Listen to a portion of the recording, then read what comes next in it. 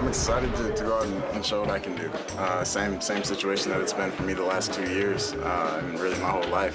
Nothing has really changed, and still the same mindset. I don't read your guys' articles, unfortunately for you guys. Sorry. And I know people do, and that's just part of it. It's part of this job. It's part of the business. But if I'm worried about that stuff, I've said it a million times. I just worry about what these guys think in this locker room, what the coaches think, what people in this organization think. Anything outside of that is totally out of my control. Trey Lance, 2 years into the NFL, extra pressure placed upon him given everything that the 49ers invested to move up to get him. There's enough pressure being the third overall pick in the draft. I felt bad for this guy for 2 years. You come in with the weight of expectation. They gave up 3 1s and a 3 to get you. He didn't play much as a rookie, and then last year in week 2, after that weird week 1 monsoon game in Chicago, which told us nothing about the long-term prospects for Trey Lance. He breaks an ankle, and now he says that he's not far away from being ready to go, and he'll be ready for off-season workouts. And that's good. That's good for the 49ers, especially now that Tom Brady's off the table. Because, Chris, one of the dominant storylines following the Brock Purdy elbow injury, more on him in a second, was that Tom Brady's finally in play after wanting to join the team in 2020 and being rebuffed. You and I both agree that something was going on last year, and it didn't happen. This is the year that maybe the 49ers would have been interested. And now Tom Brady's out of the mix. So it's going to be Lance and it's going to be Purdy. We'll see who's healthy and we'll see who's better when week 1 rolls around. Yeah, it's a crazy conversation, and you're right with the Trey Lance thing. There's a ton of pressure on him, let alone, he took over a team that I think we all even saw, okay, wait, it was third pick of the draft, but they're still really good. Like they should be, one of the better teams in the NFC. That adds to the pressure on Trey Lance. This is, to me, one of the most crazy, intriguing stories of the offseason here right now. Trey Lance, all the things you mentioned, number 3 pick, broken ankle, like you said, didn't play much as a rookie. Of course, didn't get to play or practice at all this year, really, right? Didn't get to play last year at North Dakota State because of COVID.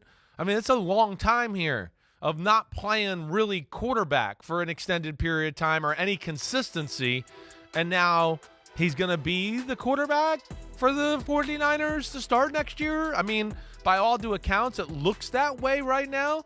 Just because, again, with the Brock Purdy situation, I don't know when he's going to be ready there. It seems like that'll be a little while before he's like all systems go and can throw the ball to his total 100% capabilities. So, I think this is a thing where a veteran quarterback is going to be discussed and talked about. Would kind of be shocked if there's not one brought in that's had some experience.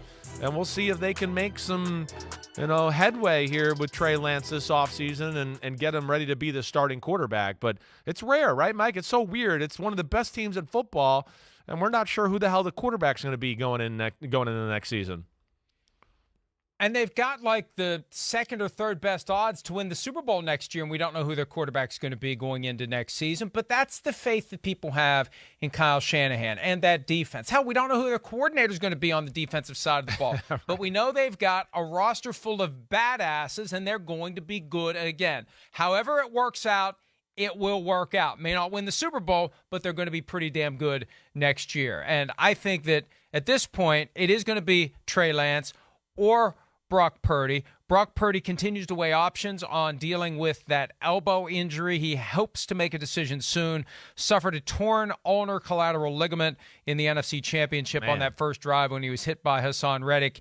Team doctors recommend surgery. Rehab is expected to take 6 months. And Chris, you get Lance ready, and if he gets injured again or if he's just not the guy, then you've got Purdy, and you still have this prospect of Jimmy Garoppolo looming, although I think he would have to find no takers whatsoever as a starter anywhere else before he would be willing to entertain coming back to San Francisco in a backup capacity. And it makes it even harder to sell this year because who knows that he'd even be number 2. Yeah, that's right. I don't expect Garoppolo to be back. I do think this is for sure Garoppolo will find a new place. I do think they have to find a guy that could play just in case a Brock Purdy isn't 100%, or Trey Lance, who is, by all accounts, seems to be a little bit injury prone with his style of football. they got to have somebody there as an insurance policy. Yeah, the Purdy situation is the one I look at to where, yeah, he looked like he was in the driver's seat. As long as he didn't throw 4 interceptions on Saturday, he was going to be the starting quarterback. But this totally throws a wrench into all those plans. And I know he made some comments about, I think I'll be able to throw after 3 months, and then at 6 months I'll be like full 100% go. I don't know. I guess that depends on the severity of the injury and all of that.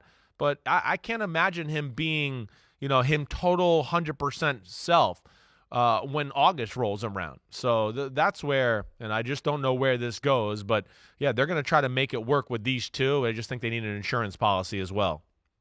Hi, it's Mike Florio. Thanks for watching PFT on YouTube. Hit subscribe for the latest news and analysis from Pro Football Talk.